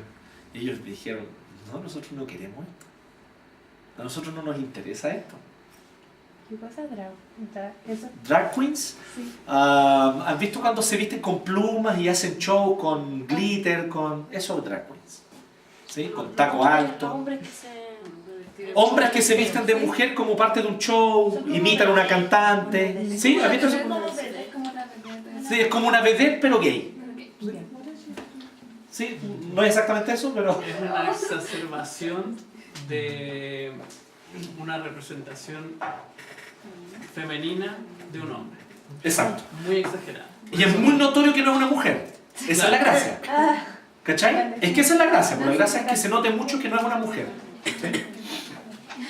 Entonces ellos llegaron y, por ejemplo, ¿y sabéis qué es lo que dijeron? Dijeron, no. O sea, preferimos ir a una iglesia y llegar tarde para que nadie nos cache. Irnos temprano para que nadie nos salude. Y una iglesia donde el pastor tal vez incluso le va a dar duro a los gays y va a hablar con... Pero donde por lo menos es como, funciona como una iglesia. ¿Sí? Ahí está. Ah, perfecto. Drag queens por doquier. Whatever. Mueren. Malita, tío. Ya, volvamos entonces, volvamos a la... A mi familia también. Esa es su familia. Ya, son muy guapos. ¿Cómo?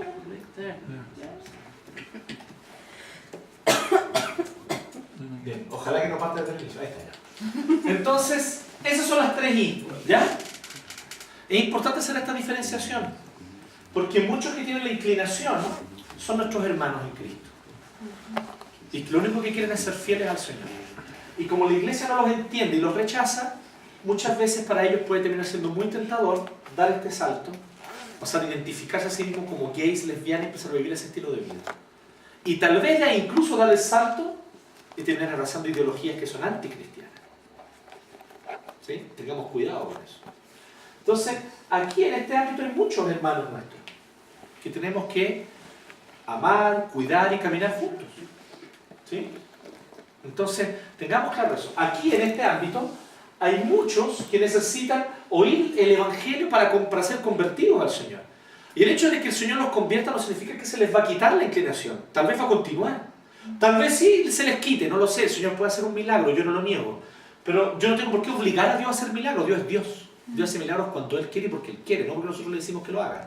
Que no es genio de la lámpara.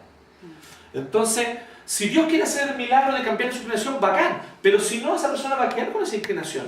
Pero puede ser fiel al Señor con esa inclinación, puede. Como tú eres fiel al Señor con las inclinaciones pecaminosas que tú tienes. Entonces, podemos aquí, pero aquí el problema es más de fondo, porque aquí hay una ideología anticristiana que estos grupos han abrazado y que lo están enseñando. La ideología LGBT, de hecho, surgió en los 70, surgió ayer. Mientras que la inclinación siempre ha existido. ¿Entienden la diferencia? La ideología es algo nuevo, ¿sí? Y algo sumamente peligroso. ¿Ya? Y una cosilla más, finalmente, para terminar. La iglesia. ¿Cómo la iglesia debe actuar frente a esto? Yo quiero solamente hacer una diferencia aquí. Sigamos, dale. Yo creo que hay que hacer una diferencia, otra más.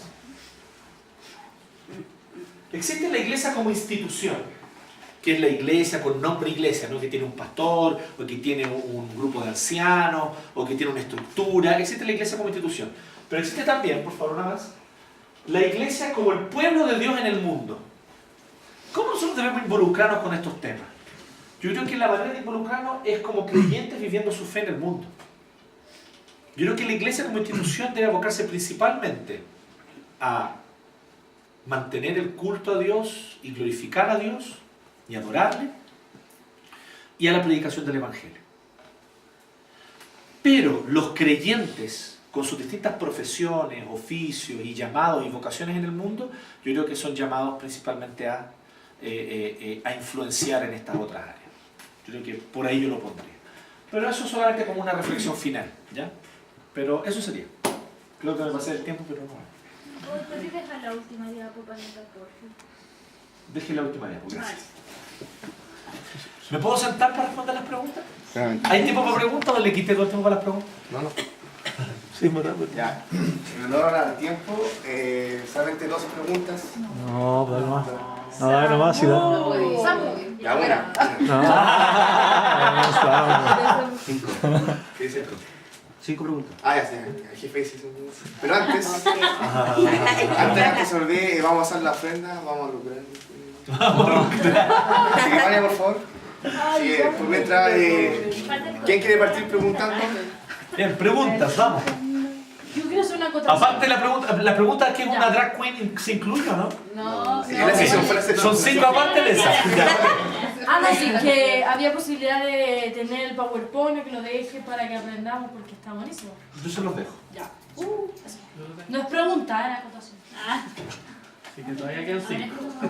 ¡Todavía quedan 5! Esto es una pregunta. Dígame la pregunta, diga. No, ¿No? Ah, no, ¿quién? David, ya. David. Como tú nombraste una de las causas que puede producir la homosexualidad de una persona o inclinaciones homosexuales, estaba el tema de experiencias traumáticas. Sí. ¿Necesariamente tienen que ser experiencias conscientes o pueden ser también experiencias inconscientes que la persona se reflejan en conductas homosexuales? Consciente.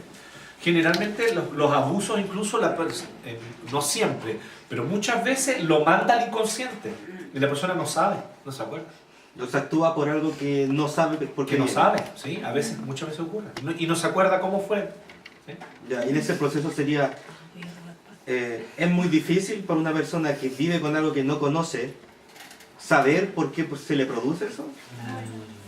Es la misma pregunta, ¿no? Sí. La verdad, David, es que esa pregunta es como bien específica para tal vez un psicólogo cristiano. Yo no sabría decirte. ¿Ya? Porque yo las experiencias que he conocido como pastor, yo te voy a decir que lo que he conocido yo como pastor, desde la perspectiva pastoral. Te voy a dar un caso. No al mismo sexo, esta es otra cosa. Una mujer casada que no disfrutaba el sexo con su esposo. Años de matrimonio. Años de matrimonio. Ella un día está en una reunión, hay un pastor que invitado ese día empieza a orar y los invita a todos a orar y están todos orando y ella cuando empieza a orar en un momento, ora por sanidad interior, etc. Cuando empieza a orar, ¡pum!, se le viene el recuerdo y se acuerda que tiene un recuerdo reprimido. Ella había sido abusada cuando niña y lo había olvidado por completo y empieza a acordarse quién fue, los detalles, empieza a llorar. Fue una hora llorando, no se le pasaba. Ahí, de alguna manera, ¿qué fue lo que nosotros interpretamos? Que era el momento en el que Dios quería también usar eso para sanarla. Entonces, esta apertura de su inconsciente fue traumático y fue doloroso para ella, pero era necesario para poder... Pero yo no sé en el caso de personas, ¿qué pasa si una persona nunca llega al momento en el que se acuerde y queda solo en el inconsciente? Eso, la verdad, es una pregunta bien específica y que yo creo que es buena preguntarse a un psicólogo o consejero cristiano. ¿Ya? Ricardo, último. ¿Puedes repetir la pregunta? Presten atención. No, pregunté si es que un recuerdo que no se conoce, si afectan claramente mucho una conducta posterior. Entonces, ¿cómo se puede tratar claramente algo así? Por eso, claro, entiendo la respuesta, porque claramente algo que tiene que ver con algo más psicológico. Pensé que iba a preguntar, Ricardo. Pero, Mi pregunta es, en esta imagen, la última imagen que mostraron, la iglesia y nosotros, que vivimos fuera también de la iglesia, dentro de esta constitución de la iglesia, yo tengo bastantes amigas que no son cristianas y que son homosexuales, que no se definen como homosexuales, pero tienen una amistad homosexual, y otras que son no homosexuales, pero si el amor es mujer, no importa.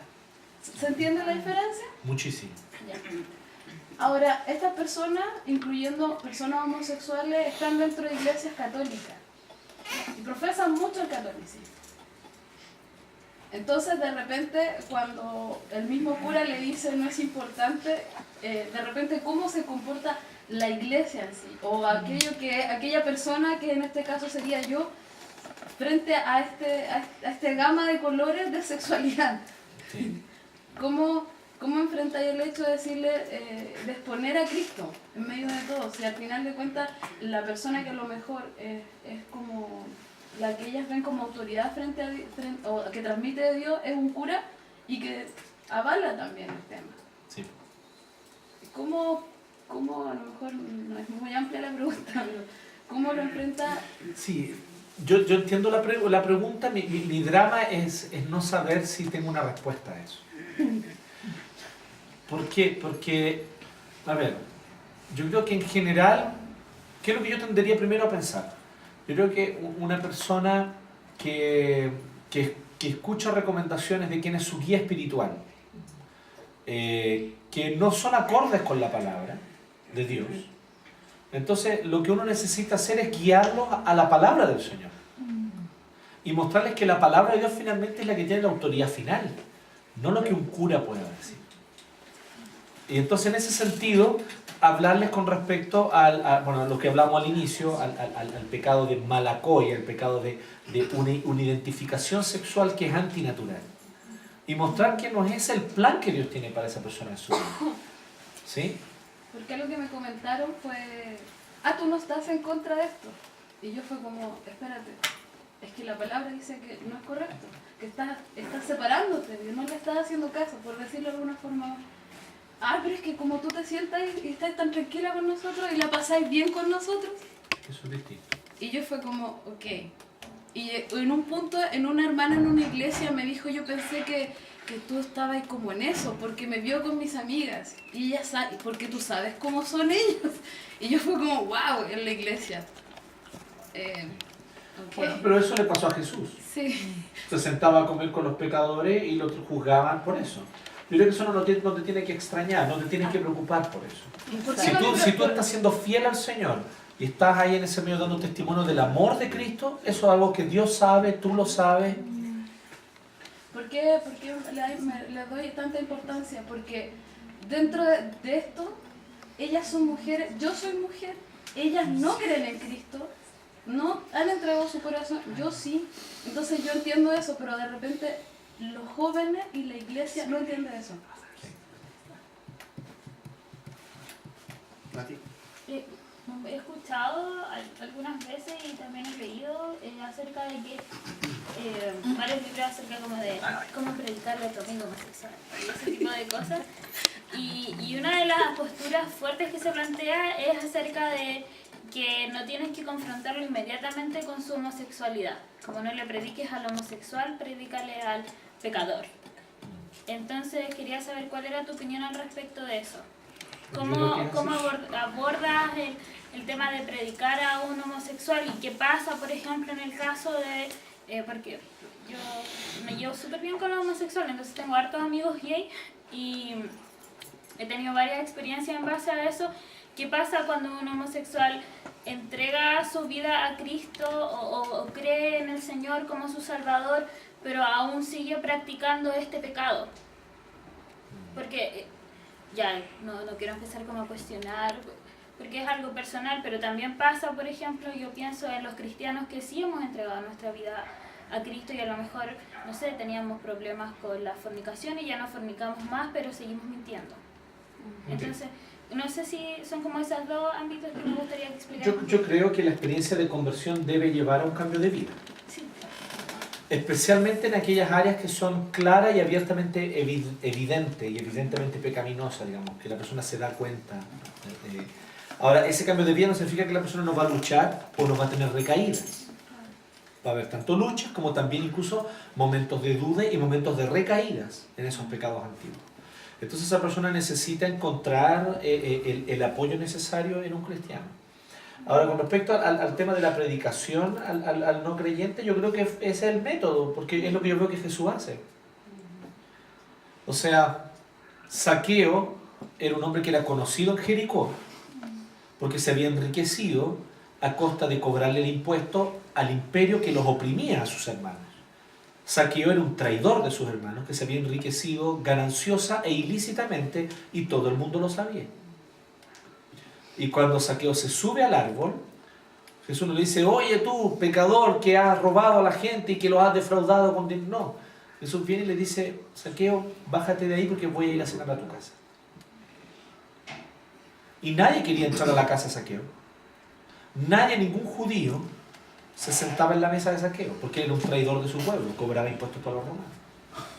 Pero Jesús, eso fue lo que exactamente hizo. Y algo pasó en esa cena, la conversación, el diálogo, etc. Jesús identificó que Zaqueo estaba necesitado espiritualmente y lo buscaba. Todo eso generó una presa de conversión en Zaqueo. Cuando la cena terminó, ¿qué es lo que hizo Zaqueo? Él dijo, voy a devolver a todos los que yo le he defraudado el dinero, incluso 4 veces lo que... Eso es arrepentimiento. ¿Cachai? Entonces, yo entiendo que nosotros a veces queremos empezar por el final. Y Jesús lo primero que hace es romper esquemas, mostrándole a la persona, al pecador, que Él quiere salvarlo y que quiere redimir. Entonces yo creo que hay que partir por ahí. Y última pregunta, Sí. Felipe. Si nos puedes contar alguna experiencia que tú has tenido de conversión de una persona con tendencia o con identidad o con la ideología, como tú decías, homosexual, de homosexualidad, no sé cómo lo puedo decir. Y lo otro, con eso mismo, ¿qué cosas tú nos darías como estrategia para ser audaces, para poder presentarle el Evangelio a una persona? ¿Qué cosas crees que son necesarias que nosotros tenemos que tener para poder conversarles del Evangelio tranquilamente sin tener que herirlo a la persona? No sé cómo. Ya, pero a ver, son dos preguntas. No sé. Pero bueno. Entonces, mira, sobre la primera pregunta yo tengo que ser bien honesto contigo. Yo no he tenido la experiencia de estar presente en la conversión de un homosexual. A mí me ha tocado aconsejar a quienes ya habiendo tenido la experiencia de conversión, tal vez años atrás incluso, se acercan a conversar en distintos momentos. Y aquí hay varios casos, o sea, varios ejemplos.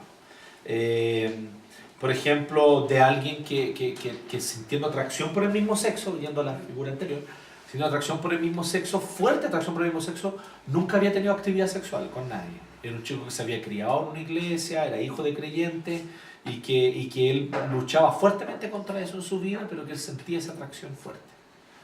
Entonces, y que en cuanto a las causas, él mismo incluso no lo tenía muy claro, digamos. O sea, entonces, lo que yo te puedo decir es que ¿qué se necesita sobre todo? Es acompañamiento. Hay una gran carencia emocional. Yo no estoy diciendo con esto que sea lo único, yo sé que pasa con otras personas también, pero yo creo que quienes sienten atracción por el mismo sexo y quienes luchan específicamente con esta área, necesitan sanar muchas cosas que tienen que ver con la amistad, la complicidad y el compañerismo con personas de su mismo sexo sin que eso se erotice.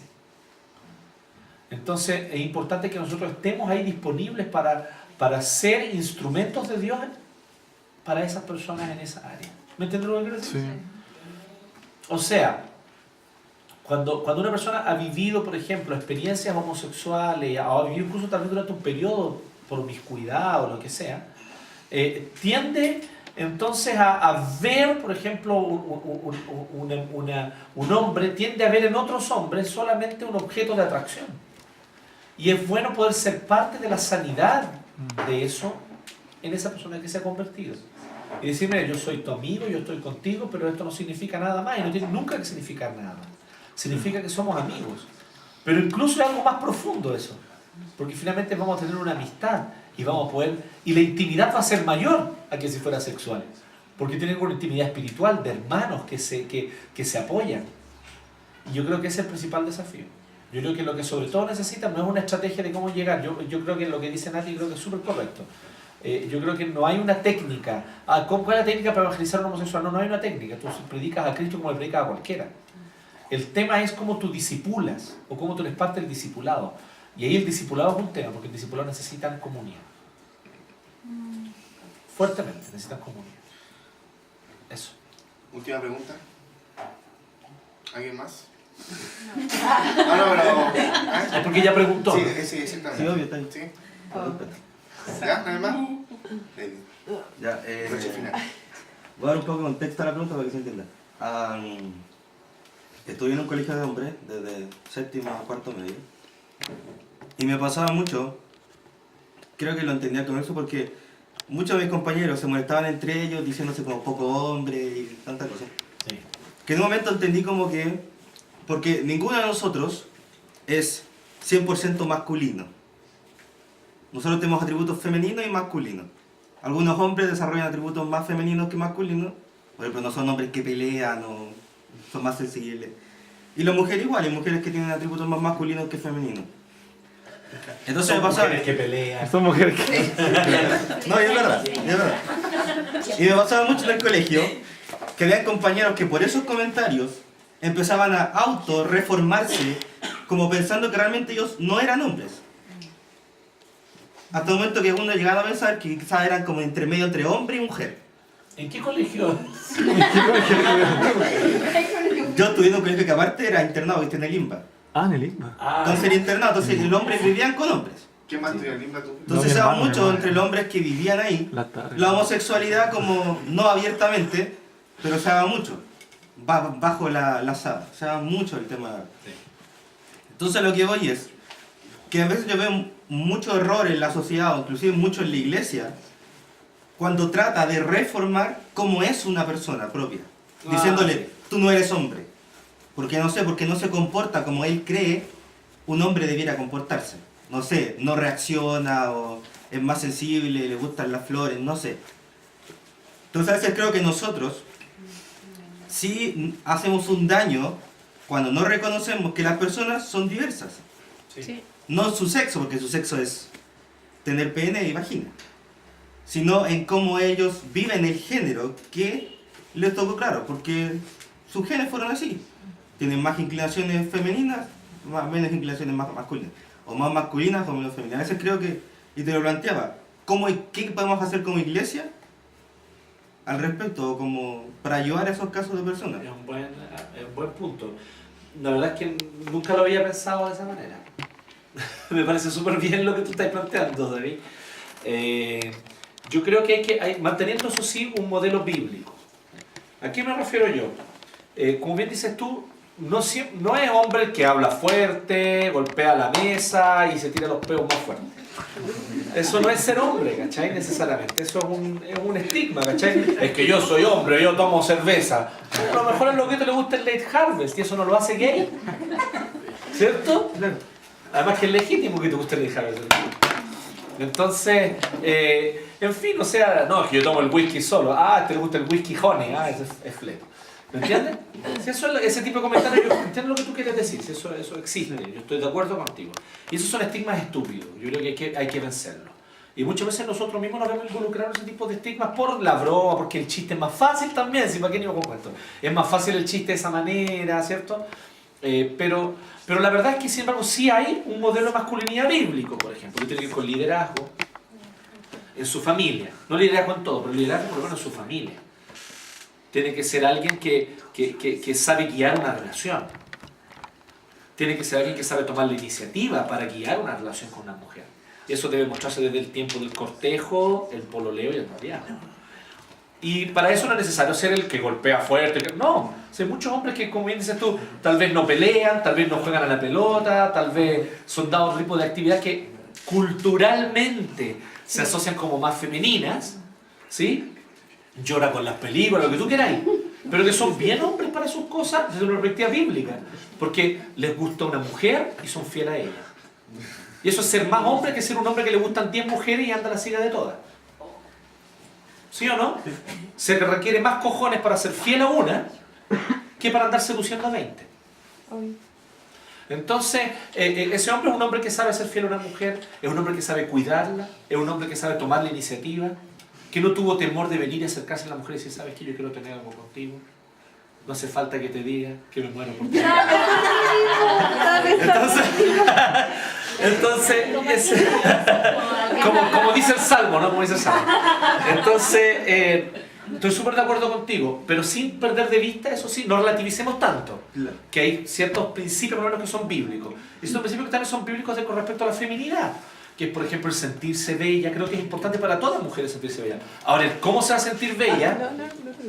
¿Cachai? O sea, puede ser con el pelo rapado de un lado y el pelo verde hacia el otro lado y se va a ver preciosa así. Y ella se va a sentir linda y el hombre que la sabe apreciar le va a decir, tú te ves hermosa. ¿Me entiendes? Entonces, ¿cuál es el modelo? Específicamente eso son temas culturales.